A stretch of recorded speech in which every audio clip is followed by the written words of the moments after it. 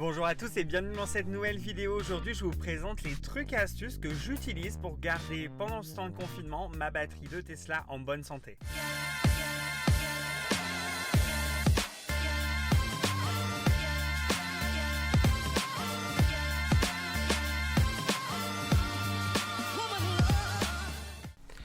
Alors, il faut laisser brancher le véhicule dans la mesure du possible. En effet, une Tesla consomme environ 1% de batterie par jour. Les batteries haute tension des Tesla, elles sont régulées pour maintenir une température idéale. Donc, même si le véhicule n'est pas utilisé, la température de la batterie, elle est surveillée et elle est régulée. Et ça, c'est pour prolonger sa durée de vie. Parfois, le compresseur à l'avant fonctionne même lorsque le véhicule est stationné. Si vous laissez brancher votre véhicule, l'énergie nécessaire à l'activité donc de ce maintien à bonne température, il sera fait à travers le réseau et non à travers votre batterie. Donc une chose qui est très importante également de faire, c'est qu'il faut définir une limite de recharge. Si votre véhicule est branché en permanence, à vous de régler la limite de recharge. Donc en cliquant sur ce bouton ici, vous voyez qu'il y a deux colonnes, une colonne quotidienne et une colonne voyage. La colonne voyage étant à utiliser uniquement, par exemple, avant de partir en vacances, avant de prévoir un grand road trip, vous aurez besoin de la totalité de votre batterie. L'idéal est placé entre 50% et 80%. Si vous n'utilisez pas votre véhicule et que vous souhaitez le laisser brancher, 70% ou 80% devrait suffire.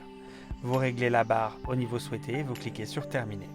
À ce moment-là, même rechargée complètement, la batterie cessera d'emmagasiner de l'énergie et utilisera l'énergie du réseau pour ses activités. Si vous utilisez la fonction programmer en temps normal, peut-être est-elle encore activée et alors dans ce cas-là, tous les matins à l'heure définie, votre véhicule préchauffe l'habitacle.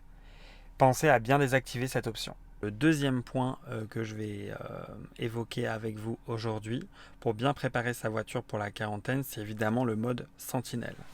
Pour trouver les paramètres du mode sentinelle, vous cliquez sur les paramètres de la voiture, onglet sécurité, et c'est ici, mode sentinelle. Alors, vous voyez que moi il est activé, mais il est exclu pour le domicile et pour le travail, donc si les adresses sont enregistrées dans la voiture évidemment. Pour rappel, le mode sentinelle, c'est une fonctionnalité qui te permet de surveiller les activités autour de la Tesla lorsqu'elle est stationnée et verrouillée à des endroits précis. Lorsqu'un mouvement suspect est détecté, le véhicule réagira en fonction de la gravité de la menace. Pour rappel, le mode sentinelle, c'est une fonctionnalité qui te permet de surveiller les activités autour de la Tesla lorsqu'elle est stationnée et verrouillée à des endroits précis. Lorsqu'un mouvement suspect est détecté, le véhicule réagira en fonction de la gravité de la menace. Ce système-là utilise l'ordinateur principal de la Tesla en permanence. Donc le véhicule n'ira jamais en deep sleep, c'est-à-dire il ne va jamais se mettre en veille profonde. Donc c'est ce mode-là qui permet d'économiser énormément d'énergie. Donc la consommation du mode sentinelle est évaluée à environ 200 watts, ce qui représente à peu près 1,5 km par heure. Donc c'est une consommation qui est extrêmement élevée. Donc c'est pour ça que je recommande de désactiver le mode sentinelle si vous avez la possibilité d'être dans un garage privé. Évidemment, si vous êtes garé dans la rue, je pense qu'il est essentiel de garder le mode sentinelle activé au cas où. Pour rappel, je vous ai fait une vidéo hier vous expliquant comment accéder aux enregistrements de la dashcam et du sentinelle en lançant la vidéonneuse depuis l'écran. Donc à titre d'information, il y a d'anciens Model S et Model X qui sont également dotés d'un mode d'économie d'énergie qui doit être activé manuellement parce que ces ordinateurs à l'époque n'étaient pas capables de faire entrer la voiture dans un mode de sommeil profond comme les nouvelles S, les nouvelles X et les nouvelles 3 d'aujourd'hui. Nous, ça se fait automatiquement sur nos modèles, mais pour les modèles antérieurs, il faudra aller sélectionner directement une option dans la voiture pour qu'elle puisse passer en mode sommeil profond. À noter que vous pourrez choisir si la voiture devra rester connectée à Internet pendant ce mode profond ou pas.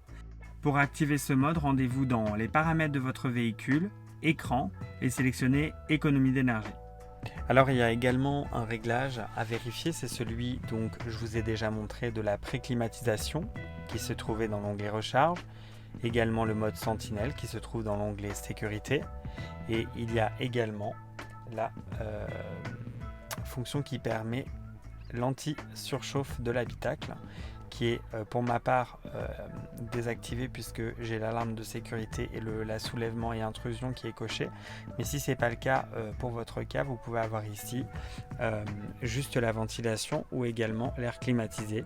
Donc si votre option est activée et que la voiture est en plein soleil, je vous conseille de la mettre sur off, puisque dès que la voiture va prendre en température, la climatisation va se mettre en route et la voiture ne dépassera jamais 40 degrés dans l'habitacle.